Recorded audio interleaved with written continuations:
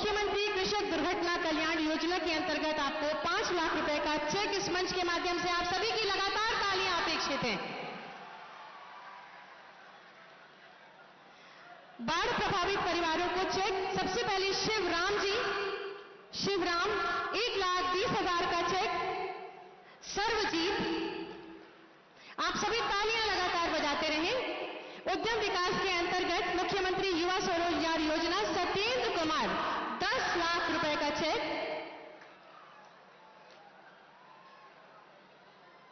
आप सभी की दमदार जोरदार तालियां अपेक्षित हैं हमारे लाभार्थियों के लिए। आलोक कुमार 18,94,000 रुपए का चेक। मुख्यमंत्री युवा उद्यमी विकास अभियान योजना के अंतर्गत रिंकी रावत 5 लाख रुपए का चेक। उन छात्रों का सम्मान जिन्होंने जनपद में बहुत ही अच्छा प्रदर्शन किया है परीक्षाओं में, मेधावी छात्रों में। सबसे पहले विपिन मिश्रा पुत्र राजकिशोर मिश्र, आप सभी इन बच्चों के लिए जोरदार तालियां बजाएं।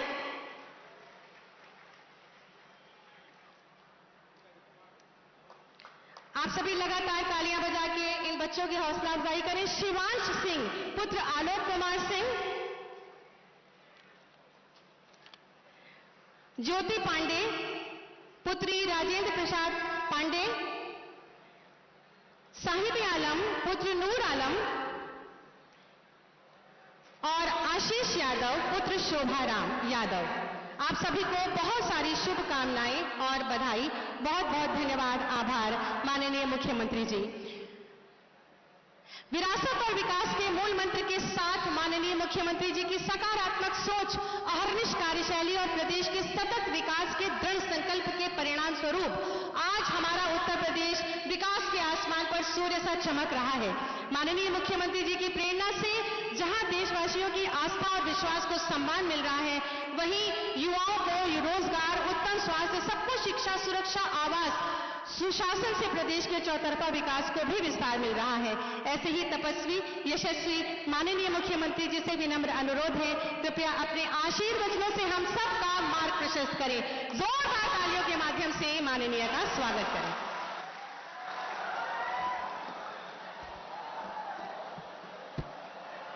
भारत माता की, भारत माता की, भारत माता की, सरयू मैया की, सरयू मैया की, मां पाटेश्वरी की, मां पाटेश्वरी की। वंदे वंदे वंदे।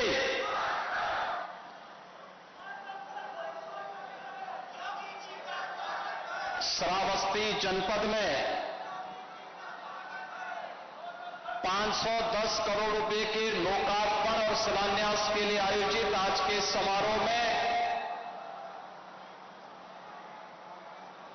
श्रावस्ती के जिला पंचायत अध्यक्ष,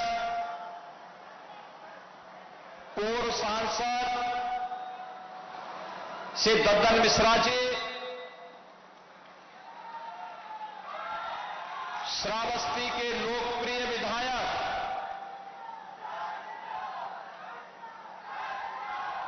श्री रामखेरण पांडे जी,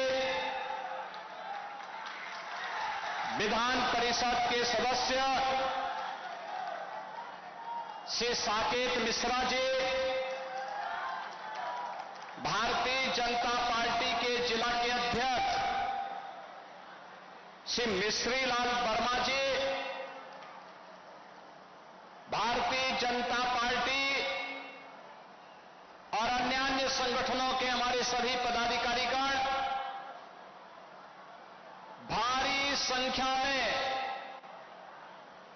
आज के इस कार्यक्रम में उपस्थित श्रावस्ती के मेरे सभी उपस्थित बहन और भाइयों, ये मेरा सौभाग्य है कि शारदीय नवरात्रि के इस पावन अवसर पर आज मुझे श्रावस्ती जनपद में आकर के आप सब से संवाद बनाने, माता जानकी के वन के समय की इस पावन धरा को नमन करने और महर्षि वाल्मीकि के श्री चरणों में नमन करने का सौभाग्य प्राप्त हो रहा है। इस अवसर पर त्रिकालदर्शी ऋषि महर्षि वाल्मीकि को नमन करते हुए साक्षात लक्ष्मी मां जानकी को नमन करते हुए आप सभी का मैं हृदय से अभिनंदन करता हूं, स्वागत करता हूं। बहन और भाइयों, हमारा श्रावस्ती जनपद आज का नहीं, इस जनपद का इतिहास पौराणिक काल से इसका महत्व रहा है। पौराणिक काल से श्रावस्ती भगवान राम के पुत्र लव के द्वारा अपनी राजधानी बसाई गई थी। इसी श्रावस्ती में, यही श्रावस्ती है जहां पर भगवान बुद्ध ने ज्ञान प्राप्त होने के उपरांत लोक कल्याण के लिए सर्वाधिक 24 से अधिक चातुर्मास व्यतीत किए थे। उनकी साधना से पवित्र हुई है ये श्रावस्ती। ये श्रावस्ती जैन तीर्थंकरों की भी पावन धरा रही है, उनकी साधना और सिद्धि की भूमि रही है। भगवान संभवनाथ इसी पावन धरा में अवतरित हुए थे और महाराज सुहेलदेव ने विदेशी आक्रांताओं को धूल चटाने का काम इसी धरती से करने का काम भी किया था।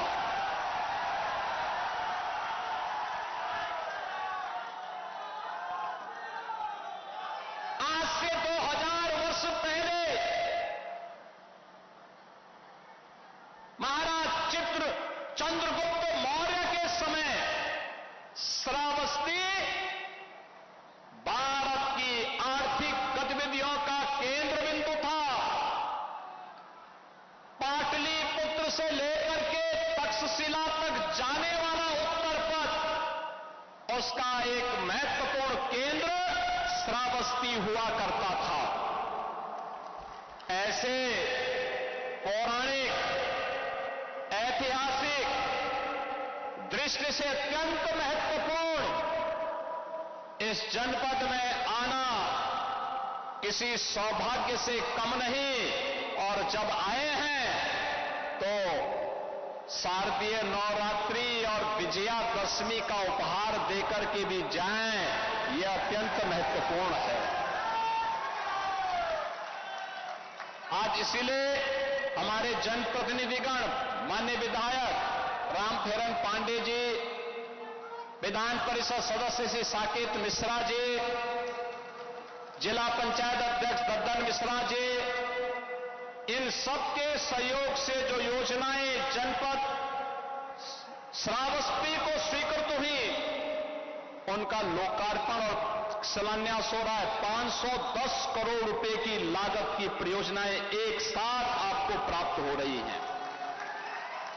और जब आए हैं, भगवान वाल्मीकि का पावन आश्रम है। 7 अक्टूबर को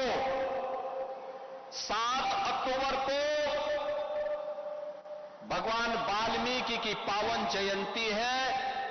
इस अवसर पर उन्हीं के आश्रम में हम घोषणा कर रहे हैं कि 7 अक्टूबर को हम प्रदेश में छुट्टी का दिवस रखेंगे और हर देव मंदिर में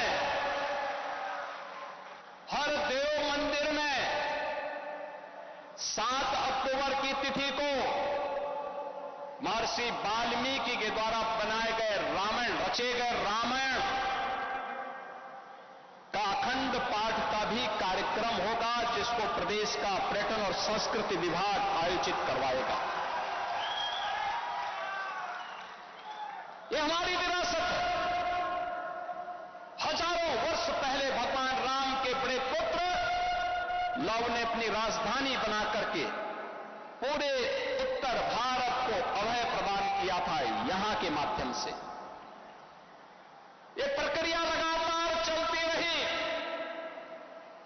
कालांतर में भगवान बुद्ध ने इसी क्षेत्र में आकर के जैतवन में अपनी साधना को आगे बढ़ाया था और उनका उंगली माल स्तूप भी आज भी श्रावस्ती में मौजूद है, जहां पर उंगली माल को उन्होंने एक सभ्य मनुष्य बना करके मानव कल्याण के मार्ग पर अग्रसर किया था। भगवान संभवनाथ की जैन तीर्थंकर, तृतीय जैन तीर्थंकर की पावन धरा भी ये रही है और अनेक तीर्थंकरों का पावन सानिध्य भी श्रावस्ती में प्राप्त हुआ है। बहनों और भाइयों, महाराज सुहेलदेव ने विदेशी आक्रांता सालार मसूक को यही की धरती पर धूल में मिटाने का, मिट्टी में मिलाने का काम किया था और इसीलिए इन सभी महापुरुषों के सी चरणों में, तीर्थंकरों के चरणों में, भगवान बुद्ध के चरणों में, माता जानकी, लव उसके चरणों में और महर्षि वाल्मीकि के चरणों में नमन करते हुए मैं आप सबको हृदय से अभिनंदन करता हूं। एक तरफ हम विकास की प्रक्रिया के साथ प्रधानमंत्री मोदी जी के नेतृत्व में आगे बढ़ रहे हैं। नया भारत का दर्शन हो रहा है। विकास और विरासत की एक नई आभा देश के अंदर देखने को मिल रही है। आपने देखा होगा 500 वर्षों का इंतजार समाप्त करके अयोध्या में भगवान राम का भव्य मंदिर का निर्माण हो गया। लोगों को गलतफहमी थी कि ये कैसे होगा। तब भी हर सनातन धर्मावलंबी एक ही बात कहता था, रामलला हम आएंगे, मंदिर वहीं बनाएंगे। बन गया ना मंदिर, रामलला विराजमान हो गए।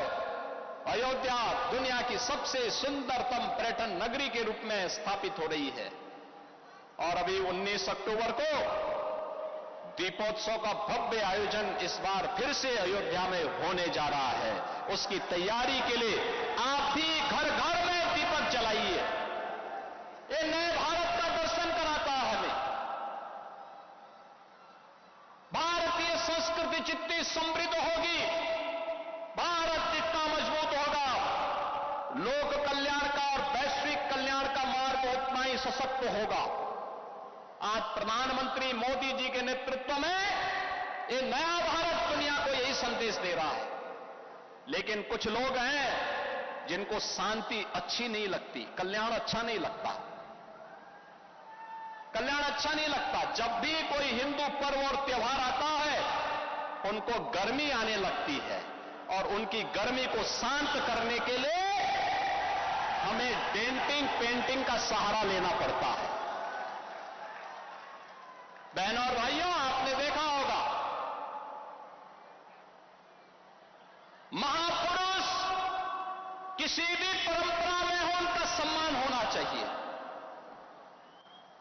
आस्था अंतःकरण का विषय है, प्रदर्शन का विषय नहीं हो सकता। जिसकी जो आस्था है अपनी आस्था के अनुसार अपने कार्यक्रमों को संपन्न करे, किसी को आपत्ति नहीं होगी। लेकिन आस्था के नाम पर तोड़फोड़ करोगे, आस्था के नाम पर आगजनी करोगे, आस्था के नाम पर राह चलते हुए नागरिकों पर हमला करोगे, बेटियों का जीना हराम करोगे और व्यापारियों के प्रतिष्ठानों पे आगजनी करोगे, पुलिस पर हमला करोगे, तो छेड़ोगे तो फिर छोड़ेंगे भी नहीं और एक बार छोड़ेंगे नहीं तो फिर छोड़ोगे भी कभी नहीं।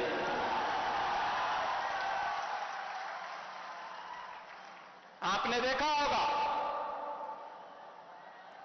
एक तरफ इस्लाम के में कहते हैं कि हम बुत परस्ती का विरोध करते हैं, ये उनका विषय है, उनका दर्शन है, उनकी फिलॉसफी है। हम तो मूर्ति पूजक हैं, भगवान की उपासना करते हैं। साकार ब्रह्म का भी और निराकार ब्रह्म की भी उपासना सनातन धर्म की इसकी इजाजत देता हमें। और इस्लाम का अनुयायी कहता है कि हम बुत परस्ती का विरोध करते हैं, उससे वे नफरत करते हैं। और दूसरी तरफ आई लव मोहम्मद कह करके अव्यवस्था और आगजनी तोड़फोड़ का सहारा ले रहे हैं। उन्हें मालूम है ये शारदीय नवरात्रि है, विजयादशमी का पर्व है, और शारदीय नवरात्रि को अगर अव्यवस्था पैदा करोगे, चंड मुंड बनकर के कार्य करोगे, तो मां भगवती कभी बर्दाश्त नहीं करने वाली है। मां भगवती तो ऐसे चंड और मुंडों को रोकने का ही कार्य करती है। इसीलिए सभी सनातन धर्मावलंबी मां भगवती दुर्गा की पूजा इसीलिए करती है जिससे शक्ति अर्जित कर सके।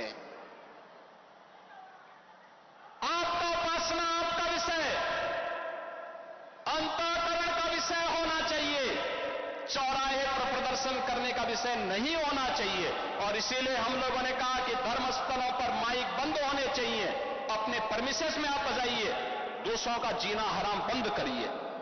और ये प्रतिबंध उत्तर प्रदेश में यथावत रहेगा, यथावत रहेगा। बहनों और भाइयों, अराजकता स्वीकार्य नहीं, कतई स्वीकार्य नहीं। हम सम्मान सबको देंगे, सुरक्षा सबको देंगे, लेकिन अगर किसी ने सुरक्षा के साथ खिलवाड़ करने का दुस्साहस किया, निर्दोष नागरिकों पर हमला किया, बेटी की सुरक्षा और व्यापारी के प्रतिष्ठानों में आगजनी करने का दुस्साहस किया, तो उसको ही नहीं, उसकी कई पीढ़ियों के सामने ऐसी कार्रवाई करेंगे कि उनके लिए एक नजीर बन जाएगा। ये जानते हुए कि पर्व और त्योहार उत्साह और उमंग का समय होता है, हर हिंदू परिवार जुड़ता है, साल भर की अपनी पूंजी को इस उत्साह के साथ समाज के साथ मिल बांट करके अपनी खुशी को मनाता है। कोई हिंदू, कोई सनातन धर्मावलंबी भेदभाव नहीं करता किसी के साथ, कोई भी उसके साथ मिलकर के पर्व और त्योहार मना सकता है, कोई दिक्कत नहीं। लेकिन पर्व और त्योहारों में व्यवधान, पर्व और त्योहारों के समय माहौल